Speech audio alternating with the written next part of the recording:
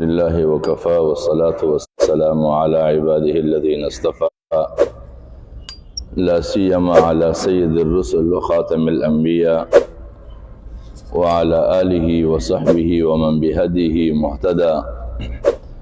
أما بعد فأعوذ بالله من الشيطان الرجيم. بسم الله الرحمن الرحيم.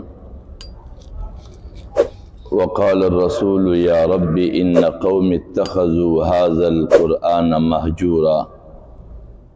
صدق اللہ العظیم. عزیزان گرامی، میرے محترم بھائیوں اور دوستو، اللہ تبارک و تعالی نے اپنے اپنے زمانے کی انسانی نسلوں کے رہنمائی کے لیے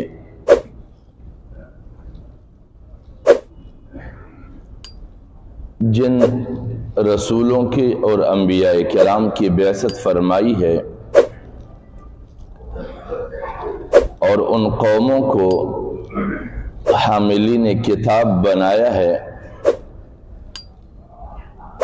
کہ ان کے جانب کوئی کتاب بھیجی گئی ہو جن کے مطابق وہ اپنی زندگیاں بسر کرنے لگیں تاکہ وہ اپنی زندگیوں کو ان کتابوں کے مطابق کامیاب زندگی بنا سکیں۔ رفتہ رفتہ وہ قومیں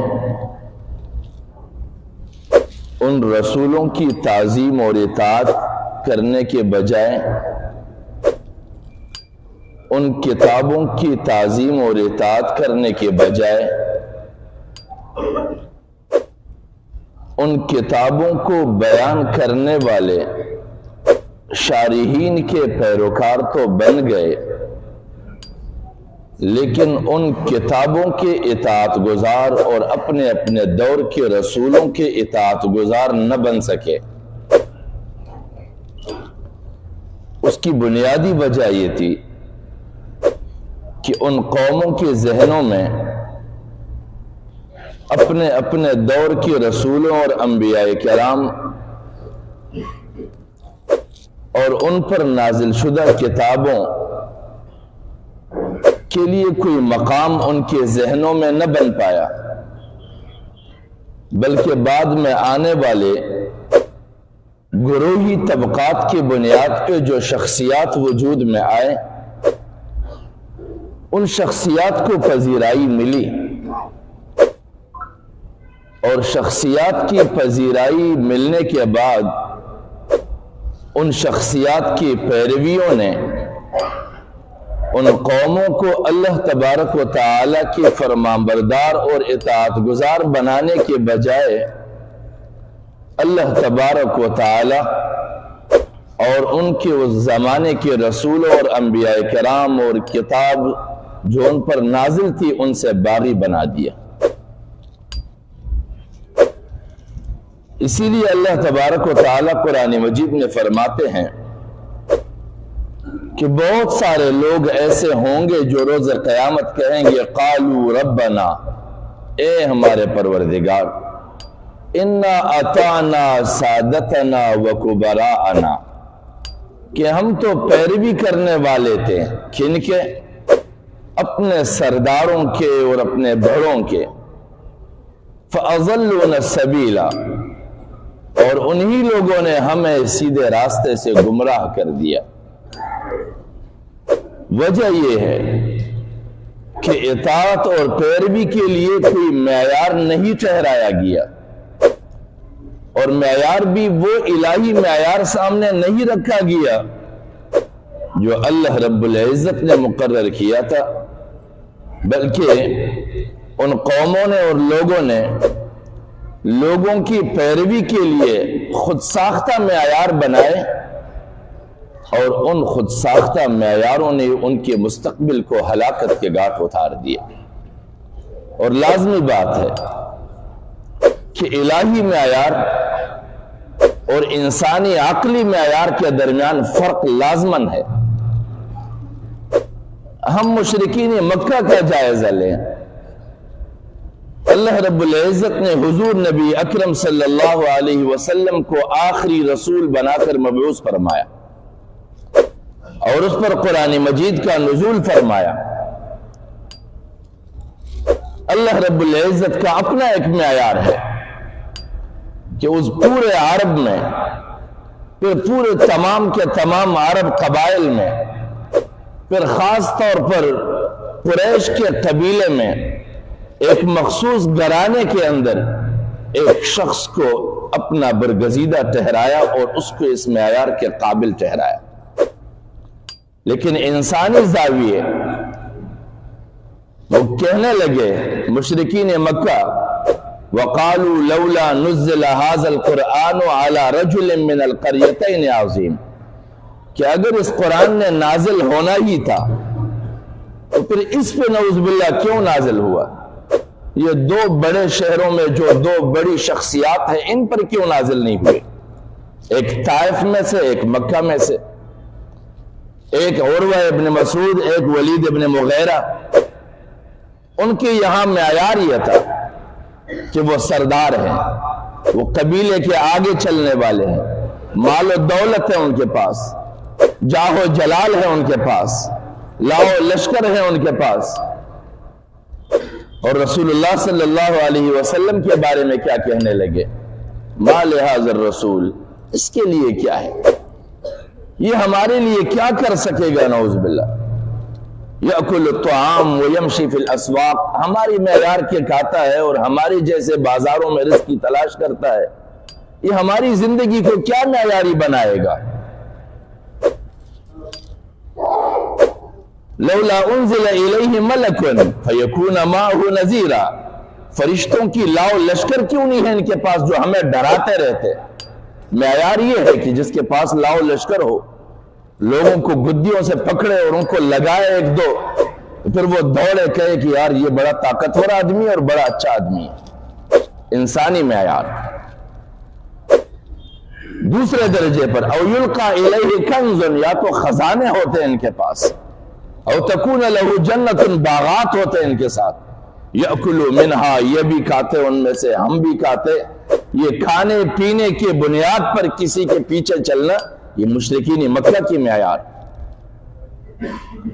جب پچھلے اقوام میں یہ ساری عادتیں چلیں تو اللہ تبارک و تعالی نے اس امت کے لیے بھی فرمایا، حضور نبی اکرم صلی اللہ علیہ وسلم کی امتی کہلانے والوں کے لیے بھی، وقال الرسول، اور رسول کہے گا، یا ربی، اے میرے پروردگار، ان بلا شبہ قومی، میرے اس قوم نے، اتخذوا ھذا القرآن مہجورا، اس قرآن کو نظر انداز کیے ہوا چیز سمجھا، ناقابل التفات چیز سمجھا۔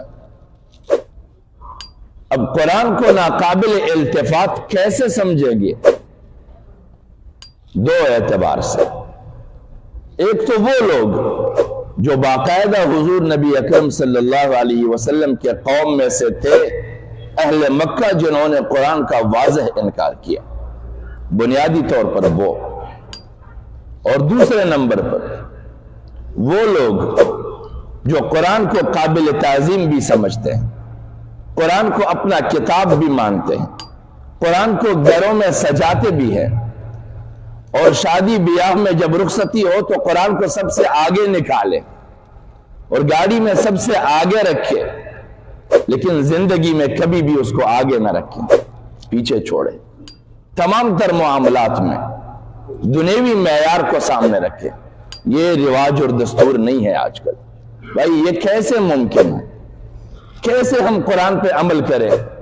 ہمارے اس دور کے معاشرے میں کیا یہ چل سکتا ہے؟ ہمارے اس دور میں کیا یہ ہو سکتا ہے کہ کوئی سنجیدہ رہنمائی کرے؟ کیا یہ ہو سکتا ہے کہ سنجیدہ رہنما کے پیچھے چلے؟